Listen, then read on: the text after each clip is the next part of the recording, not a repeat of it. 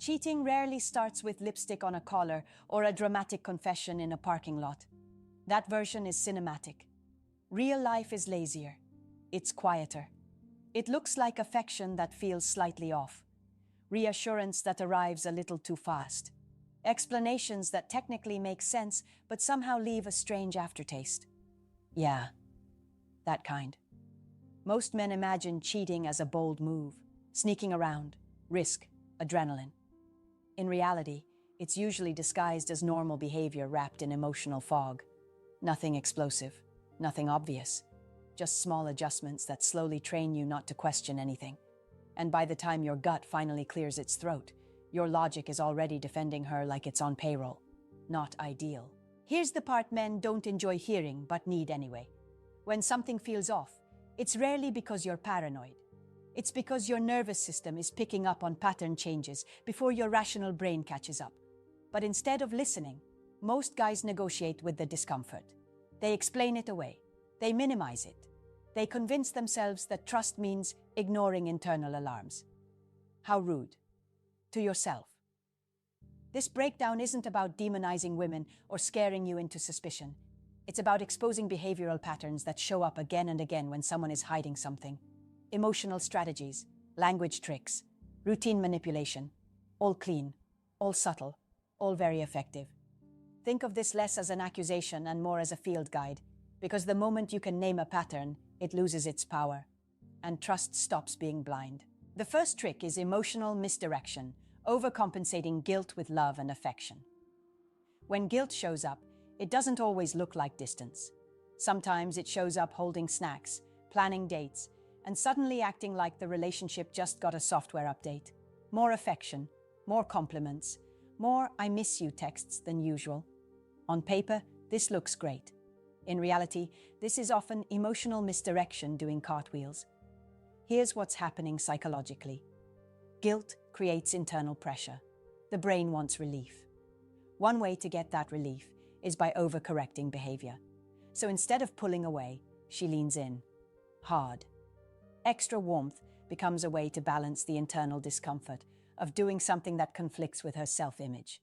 Her emotions are trying to cancel each other out. Math, but messy. Men usually misread this because affection equals safety in the male brain.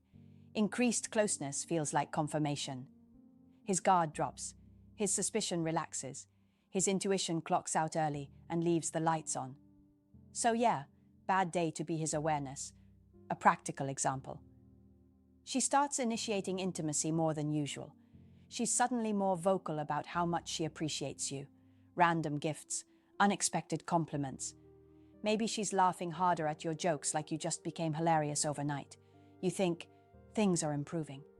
What's actually happening is she's trying to quiet the guilt by proving, to herself more than to you, that she's still a good partner. The key detail most men miss is the timing. This affection doesn't grow naturally. It spikes. It feels slightly performative, like effort without depth, connection without vulnerability. You're being fed reassurance instead of honesty. This tactic works because it doesn't raise suspicion. Who questions love? Who interrogates affection? Exactly. Emotional misdirection isn't about hiding behavior. It's about flooding the environment so you don't look closely at anything else. Trick 2, the best friend shield. Normalizing the presence of the other person. One of the cleanest psychological tricks is hiding something in plain sight. Not by lying loudly, but by making it boring. Familiar. Harmless. That's where the best friend shield comes in. The goal isn't to erase the other man's existence. It's to rebrand him until your brain stops flagging him as a variable. This works because the male mind categorizes threats quickly. Stranger equals potential problem. Known entity equals background noise. So she introduces him early, casually, drops his name in conversation like it's nothing, mentions him at work, in stories, in complaints. He becomes a recurring character, not a mystery. Your nervous system relaxes. He's been around. He's safe. How rude. To your intuition. Language does most of the heavy lifting here. He's just a friend. He's like a brother. You stress too much. Sometimes there's even the preemptive reassurance. Don't worry, He has a girlfriend. That last one is especially effective because it shifts your focus away from her boundaries and onto his availability. Subtle misdirection at its finest. A practical example. She talks about a coworker who texts her occasionally. She laughs about inside jokes you're not part of. She shares small updates about his life. Nothing secretive, nothing hidden. When you ask questions, you're met with calm explanations and mild confusion about why you'd even ask. You feel slightly embarrassed for checking. Your concern dissolves before it fully forms. This shield works because repetition creates trust. The more often you hear the same explanation, the more your brain accepts it as truth, even when behavior slowly escalates. More messages, more emotional weight, more presence. But by then, questioning feels awkward. You'd be disrupting a narrative you already agreed to. The best friend shield isn't about convincing you he's harmless. It's about convincing you that doubting him would make you unreasonable. And once that switch flips, most men stop paying attention altogether. Trick 3. Routine manipulation. Hiding cheating inside predictable daily patterns. Nothing disarms suspicion faster than routine. The human brain loves patterns because patterns mean safety. When life feels predictable, awareness relaxes. That's why routine manipulation works so well. It doesn't create chaos. It creates consistency. And inside that consistency, a lot can happen without being noticed. This tactic relies on one simple idea. If something fits into an existing schedule, it doesn't register as a threat. Work hours, gym time, commutes, errands, social plans that sound normal enough to never question twice. Over time, the routine becomes the alibi. You stop checking because there's nothing new to check. A practical example, she starts staying a little later at work, not suddenly, gradually. 15 minutes becomes 30, 30 becomes an hour, always with a reasonable explanation, deadlines, meetings, traffic. You adjust without realizing it. Your internal clock recalibrates. This is just how things are now. Men fall for this because consistency feels honest. The same explanation repeated calmly feels reliable. Your brain stops comparing notes. His suspicion dissolves into acceptance. His vigilance calls in sick. So yeah, another bad day for his situational awareness. What makes this tactic effective is how boring it feels. There's no emotional drama, no defensiveness, no secrecy that looks like secrecy. Everything sounds responsible, productive, adult. Questioning it feels nitpicky. You don't want to be that guy counting minutes or tracking patterns, so you don't. Routine manipulation isn't about inventing new time. It's about reshaping existing time until it hides in your blind spot. And once a pattern becomes normal, anything that happens inside it stops feeling worth examining. This is where men confuse trust with disengagement. Trust doesn't mean switching your brain off. But routine convinces you that you already did the thinking once, so there's no need to revisit it. That's how predictable schedules quietly become the safest place to hide unpredictable behavior. Trick 4. The guilt flip, turning suspicion into an attack on your character. The guilt flip is what happens when accountability gets uncomfortable and the conversation suddenly stops being about behavior and starts being about you. It's fast, it's emotional, and if you're not prepared for it, it works almost every time. Here's the psychology. When someone feels threatened by exposure, the brain looks for a pressure release. One of the quickest ways to regain control is to redirect the discomfort outward. So instead of answering questions, she questions your motives, your tone, your mindset, your trust issues. The spotlight moves smoothly. A practical example. You ask something simple. Why does this situation feel different lately? Why are there so many late nights? The response isn't an explanation. It's a reaction. You're insecure. You're overthinking. You're controlling. Suddenly, the conversation is no longer about what she's doing. It's about why you're such a problem for noticing.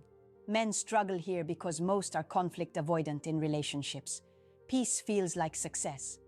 So when tension spikes, his instinct is to de-escalate. He backtracks. He softens. He apologizes for the question itself. His concern gets buried under his need to restore harmony. Not ideal. The guilt flip works because it leverages male self-doubt. Men are already conditioned to question whether they're being too much. too suspicious, too emotional. When that insecurity gets activated, logic shuts down. His intuition gets overruled by guilt for even bringing it up. Notice how clean this maneuver is. No lying required, no evidence needed. Just emotional pressure and moral framing.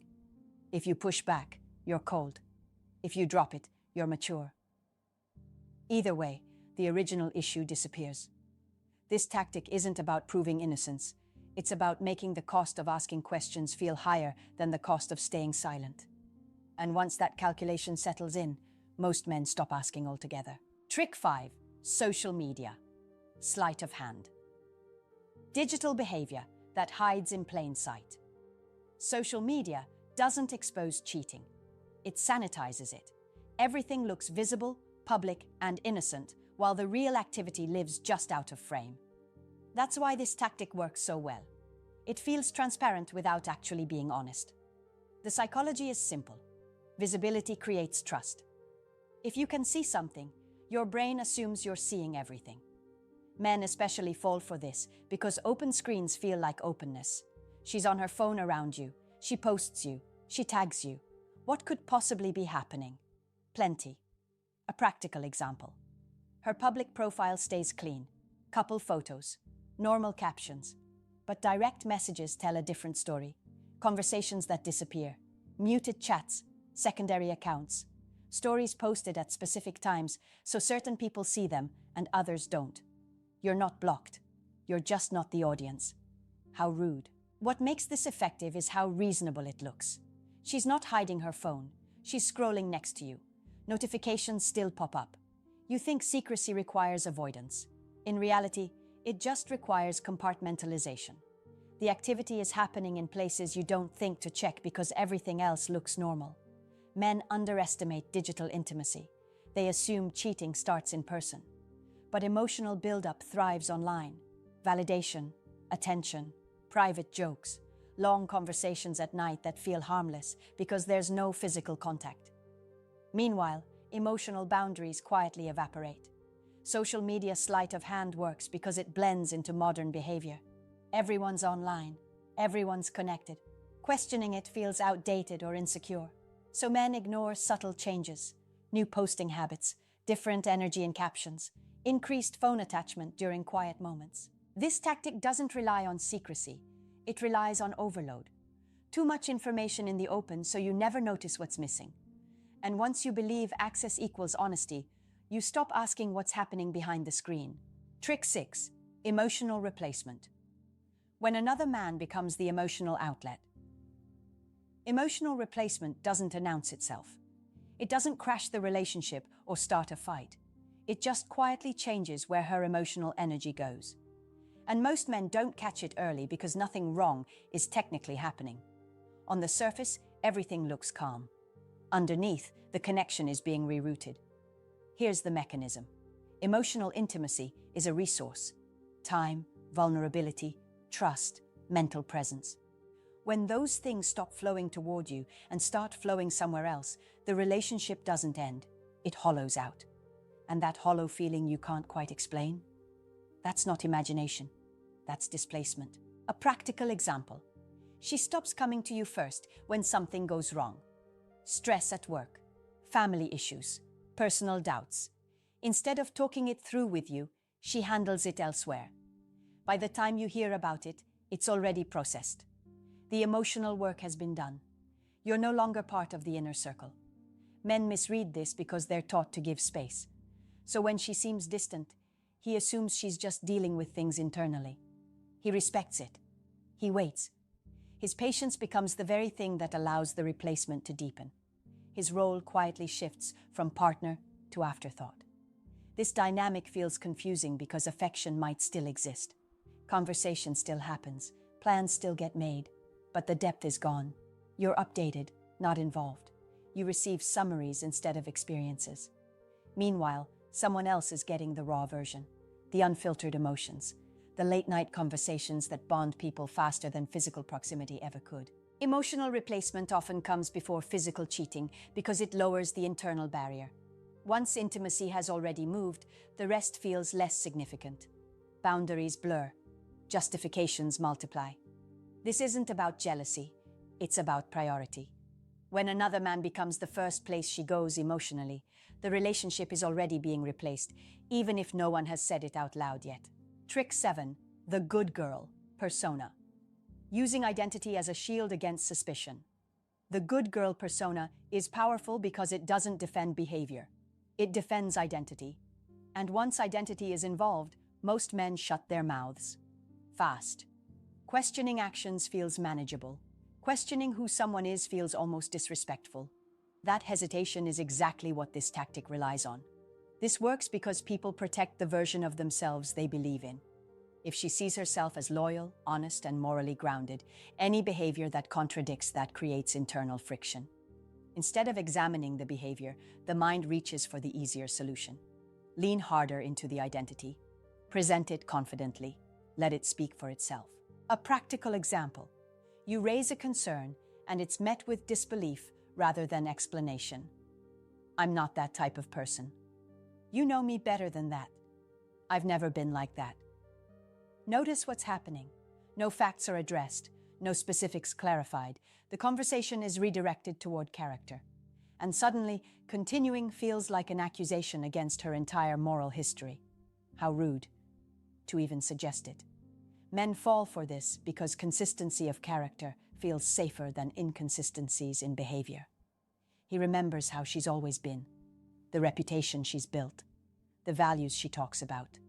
His brain prioritizes the past over the present. Evidence loses to identity. This persona also creates social reinforcement. Friends see her as trustworthy. Family praises her values. The more people confirm the image, the harder it feels to challenge it privately. You start thinking, maybe it's just me. Maybe I'm misreading things. His doubt turns inward instead of outward. Classic misdirection. The good girl persona isn't always intentional manipulation. Sometimes it's self-protection. But the effect is the same. It discourages scrutiny. It shuts down investigation.